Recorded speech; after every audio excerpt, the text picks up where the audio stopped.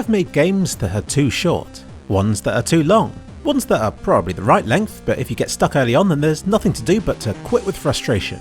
Hopefully with Destruction Darius 2 I'll do it better. You know when you start a game, get into it, think this is good, and then it ends? Yeah, most of the games I've made are too short, and it seems like such an easy mistake to avoid. I'm sure that any gamer who hasn't made a game themselves would love to make levels for a game that they enjoy.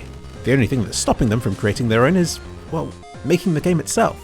But take it from me, if you know how, then making the game is easy. I mean, it's hard, but it's rewarding and very mentally stimulating. You're always making decisions, always making progress. It's just that bit that comes afterwards, when you have to make all the levels, that it becomes hard. Because it's too easy, if that makes sense. It's just time consuming and dull. I recently made a video about this mid-development hell, which is largely focused around adding polish and crushing bugs. It's an unexpected hold-up in your game-making journey, and as such, tends to defeat those who don't expect it. But depending on how you've made your game, you might also have to chuck adding levels in there too. The level editor I've made for Destruction Darius 2 was hard to implement, but now it's in place, it allows me to pump out new levels in a matter of minutes. But with most of the games that I've made, I've jumped straight in with the level making as I've entered mid-development hell. And I normally don't last long. Dragon Arrow Mine, for example. I really had to force myself to add that second level. I'm pleased that I did, since it more than doubled the length of the game. The thing is, I love this game. I played those 2 levels to death, but the idea of making another for it? My god, I had a mental block there. I imagined getting there in a year or so, when in reality it would have just taken a day. I blame this on my age. I was about 14 at the time, and was way too easily distracted by new projects. I think I spent about half an hour drawing some boots for a house level, and the idea of decorating the entire place in that much detail was enough to make me give up completely. I can certainly say that with age, I've become a lot more patient and better at prioritising the time I spend on a project. Still rubbish at it though. Deathgiver 2 was made 6 years after. I was older and more focused. The game's engine was made in like 6 hours, but the game itself took half a year before it was done.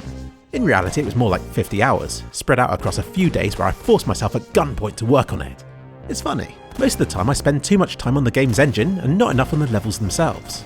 But Deathgiver 2 is the one where it took so long to finish that I kind of wish I had justified spending more time on the core gameplay, which only took me 6 hours from start to finish, after which it was just the levels that needed making. Light Cubed is another short game. It even has a user review telling me it's too short.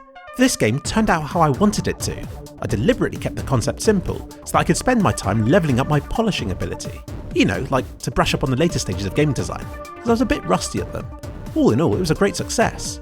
But as a game, it was just too short. The gameplay was too limited, and I relied on replayability to add length to the experience, as the main appeal of the game was about shaving seconds off your time as you mastered your technique.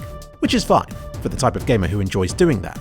But a lot just want to play through it to the end and to say that they've done it, and by making the game deliberately short, you're immediately disappointing a huge chunk of players who won't bother replaying a level twice. Too long?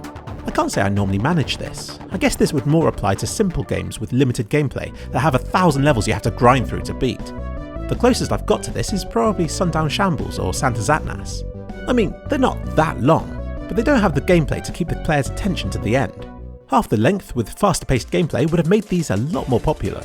And then there are games like Jimmy's Unlikely Resurrection, where you have to beat each level before moving on to the next. Great for players who are determined enough to do this, but many lack the skill, get stuck early on, and give up. This is the real tragedy, because these are potential fans of your game who have been deterred by an uneven difficulty curve.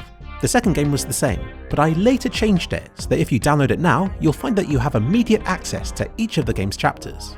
Can't beat a level? Just skip to the next chapter. But of course this upsets the hardcore gamers, who enjoy a challenge and the feeling of overcoming it by all means necessary.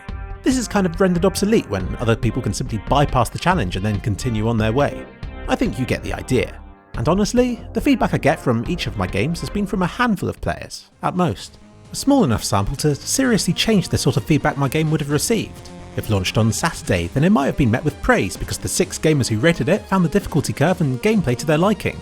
But if the same game had been released on the Sunday, then maybe the 6 reviewers that day would have found it boring or too difficult. Not their fault. They're not trolling. They were just looking for something else.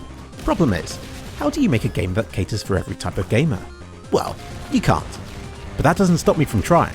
So, I've reflected on what I've done wrong in the past.